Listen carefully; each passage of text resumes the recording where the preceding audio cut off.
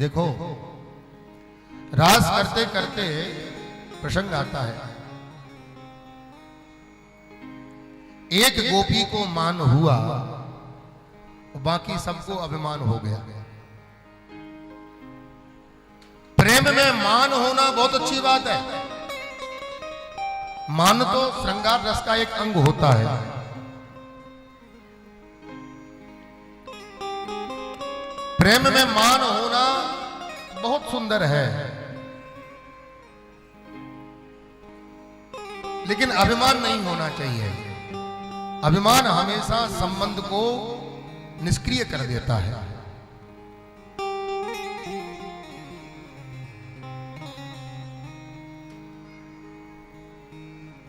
भगवान समझ गए और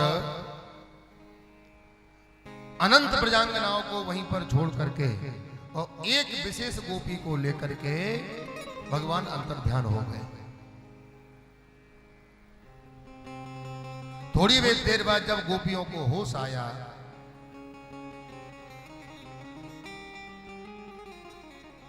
जब यमुना के तट को कृष्ण से विहीन पाया, तो गोपियों को उस भगवत प्रेम का सर्वाधिक विरह प्राप्त हुआ। अब तो गोपियों को ऐसा लगे कि मानो हमारे प्राण निकल गए हो। गोपियां रोते रोते रोते रोते पहुंच गई।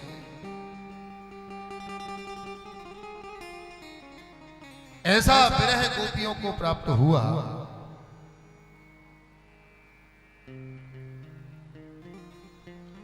गोपियां पीपल से पूछ रही हैं, हे पीपल देव, आप बताओ, आपने कन्हैया को देखा है?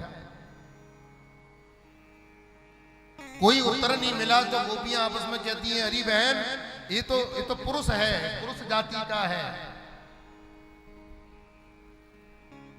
पीपल ने जब कोई उत्तर नहीं दिया तो गोपियां आपस में बोली, बहन ये तो पुरुष है। अब पुरुष जाति का व्यक्ति स्त्री की वेदना को क्या समझे? तुलसी के बिरवा से पूछा कि कश्चिद तुलसी कल्याणी गोविंद चरण प्रिया। तुम बताओ माधव प्रिय, तुम्हारे बिना तो ठाकुर जी भोजन नहीं करते, तुम्हें जरूर पता होगा कन्हैया कहाँ है। हवा का झोंका आया, तुलसी का बिरवा हिल गया। गोपियां आपस में कहती हैं, अरे बहन जी काय को बताएगी, ये तो हमारी सौत है दूसरी, ये क्यों बताने लगी? एक गोपी पूतना बन गई, एक गोपी कृष्ण बन गई, एक गोपी ने चुनरिया आकाश में लहरा ली, एक गोपी ने नीचे उंगलियां लगा दी, और वो कृष्ण बनी गोपी सबसे कहती है, आ जाओ सब मेरी शरण में, मैंने गिरराज उठा लिए। भगवान सुखदेव कहते हैं, परीक्षित ये नाटक नहीं कर रही है ना। एक भाव इसका ये हो सकता है कि भगवान ने जो लीला की, गोपियां उस लीला को दोहरा रही हैं कि शायद भगवान को ऐसा लगे यदि हमने लीला करने में कुछ गलत किया तो ठाकुर जी प्रकट होकर कहेंगे कि रुको, ये हमने ऐसे नहीं किया था, ऐसे किया था। और दूसरा भाव इसका यह है कि जैसे एक यति ब्रह्म चिंतन करते करते करते करते करते करते एक समय ऐसा आता है कि स्वयं ब्रह्म हो जाता है, सोहम। ऐसे ही गोपियां कृष्ण चिंतन करते करते करते करते स्वयं कृष्णो हम हो गई। कृष्णो हम पश्यत गतिम, लाली मेरे लाल की, जित देखो तित लाल, और लालहू देखन मैं गई और मैं हूं है गई लाल। गोपियां जंगल के कंटका कीड़ मार्ग में घूम रही हैं और हाथ जोड़ के कह रही हैं, माधव आपके चरण कमल इतने कोमल हैं कि आपके चरणों को जब हम अपने सुकोमल वक्ष भाग पर विराजमान करते हैं तो हमको ऐसा लगता है कि हमारा हृदय कठोर है, कहीं आपके चरणों को कष्ट न हो जाए, कहीं तकलीफ न हो जाए। लेकिन हे प्यारे श्याम सुंदर, आप उन्हीं कोमल चरणों से जंगल के कंटका कीड़ मार्ग में घूम रहे हैं, कन्हैया कितनी तकलीफ हो रही होगी।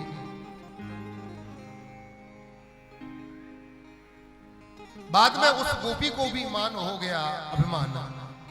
कन्हैया ने उनको भी छोड़ दिया और सभी गोपियां एकत्रित तो होकर के यमुना के किनारे आ गई। सब गोपियों ने मन में सोचा कि देखो भगवान कहाँ मिलते हैं, जहां पर गायन होता है ठाकुर जी वहां मिलते हैं। तो सब गोपियों ने मिलकर के एक गीत गाया यमुना के किनारे, जिसको भागवतकार गोपी गीत कहते हैं। ये साधारण नहीं है, इसमें 19 श्लोक हैं। 18 श्लोक गोपियों के 18 यूथों से आए और 19वां श्लोक स्वयं श्री राधा रानी ने वर्णन किया है। मेरे ब्रज के संत कहते हैं भैया, रात्रि के 10:30 बजे के बाद यदि कोई व्यक्ति पूर्ण चित्त दत्त समर्पण भाव से श्रीमद् भागवत के 31वें अध्याय 10वें स्कंद के 31वें अध्याय में गोपी गीत है और 32वें अध्याय का दूसरा श्लोक तासा महावीर भूख शौरी स्मय मान मुखाम भुजा पीतांबर धरा सृगवी साक्षान मनमथ मनमथा, इस श्लोक का संपुट लगा करके यदि गोपी गीत का पाठ करता है रात्रि के 10:30 बजे के बाद, तो मेरी व्यासपीठ का ऐसा विश्वास है, महाराज जी जैसे अनंत संतों का ऐसी मान्यता है कि उसको जीवन में एक बार राधा माधव का दर्शन जरूर होता है। ये गोपी गीत की विशेषता है। गोपियां कहती हैं जयधिधिकम जन्मना ब्रजः, प्यारे श्याम सुंदर तब जन्मना ब्रजः वैकुंठः अधिकम जयति। हे ठाकुर जी, जब से आपका जन्म, आपका अवतार इस धराधाम पर, इस ब्रज मंडल पर हुआ है, तब से इसकी महिमा वैकुंठ आदि लोकों से भी कई गुनी ज्यादा हो गई है। वो लक्ष्मी जो चंचला चपला है, वो ब्रज मंडल में अचला होकर के बैठ गई है, कहीं जा नहीं रही है। यमुना के पल्ली पाल बेलवन में आज भी लक्ष्मी जी विराजमान है। गोपियां कहती हैं प्यारे, ये तो हम भी जानते हैं कि तुम भी हमसे प्रेम करते हो ही नहीं सकता आप हमको प्रेम न करो, आप भी करते हो। अगर न करते होते तो अघासुर से, व्योमासुर से, बकासुर से, सकटासुर से, इतने बड़े बड़े राक्षसों से, असुरों से हमको बचाया क्यों? लेकिन हे प्यारे श्याम सुंदर, हम ये नहीं समझ पा रही हैं कि इतने बड़े बड़े असुरों से बचाने के बाद आप अपने ही विरहासुर में हमें क्यों मार देना चाहते हो? हमें कुछ चाहिए नहीं आपसे ना, केवल आपसे विशुद्ध प्रेम की भिक्षा चाहती हैं। दूसरी गोपी बोली बहन जी नहीं देंगे। क्यों? कहा इनका नाम ही है नंदन जी, क्या देंगे? गोपियां कहती हैं नखल गोपिका नंदनो भवा अखिल देहिना अंतरात्म दृक विखन सार्थितो विश्वगुप्तये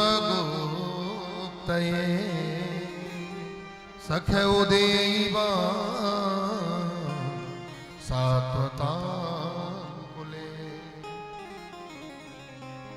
कुछ नहीं चाहिए माधव, केवल आपने फणी फणार्पितम ते पदाम्बुजम, काली की फनाली पर जो अपने चरण कमल विराजमान किए थे, बस उन्हीं चरणों को हमारे हृदय में विराजमान कर दो। आपसे बढ़िया तो आपकी कथा है, आपसे बढ़िया आपकी कथा है महाराज,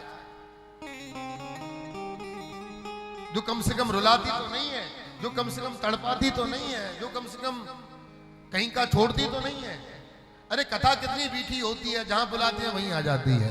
और तुम्हारे लिए रो रो करके आंखें फूट दी अपनी, आप भी नहीं आए अभी तक।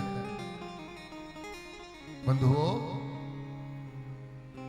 इतने के बाद भी जब भगवान नहीं आए तो सब गोपियों ने एक प्रण किया कि अब हम कुछ नहीं करेंगे, अब कुछ नहीं करेंगे, सब जाकर के यमुना में आत्मदाह कर लेंगे। और सब गोपियों ने एक स्वर में आवाज लगाई, यते सुजात चरणाम्बुरुहंस्तनेषु भीतासनै प्रियदधि महिकल्क विकसेषु तेना तभी मटसि तद्व्यथ तेन किंस्वित ऊर्पादभिर्भ्रमदधीर बबधायुषाम्ना। और इस श्लोक का गान करके गोपियां जैसे ही आत्मदाह करना चाहती थी कि अब भगवान से नहीं रहा गया और भगवान उन गोपियों के मध्य में प्रकट हो गए। बोल रास बिहारी भगवान की जय।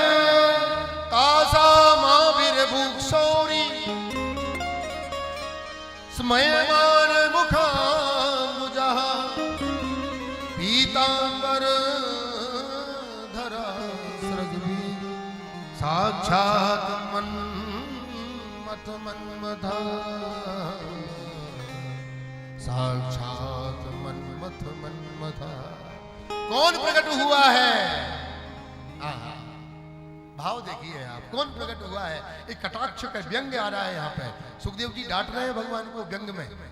तासा माविर भूख शौरी, इस सूरसेन के नंदन सौरी प्रकट हुए हैं। व्यंग्य क्या है? कहा व्यंग्य यह है कि इस बलवान को, इस वीर को, इस सूरसेन के नंदन को अपनी वीरता बताने की और कोई जगह नहीं मिली, तो अबलाओं पे बता रहे हैं। ये व्यंग्य है। और एक रसिक संत का भाव यह है कि भगवान ने प्रकट होकर के दोनों कान पकड़ के गोपियों से बोला सॉरी, बोलो राधे राधे। अब भगवान को तो सब भाषाएं आती है, ऐसा थोड़ी है जो भगवान को नहीं आता। कौन प्रकट? पीतांबर लेके प्रकट हुए हैं। कहा क्यों? रसिक संत कहते हैं कि गोपियां बड़ी देर से रो रही हैं, तो भगवान ने सोचा इनके आंसुओं को पहुंचने के लिए हम कहां प्रबंध करते फिरेंगे। पीतांबर लेकर के आ गए। कौन प्रकट हो गया? साक्षात मनमथ मनमथा, मदन के भी मत को मत देने वाला मदन मोहन प्रकट हो गया। बोल मदन मोहन भगवान की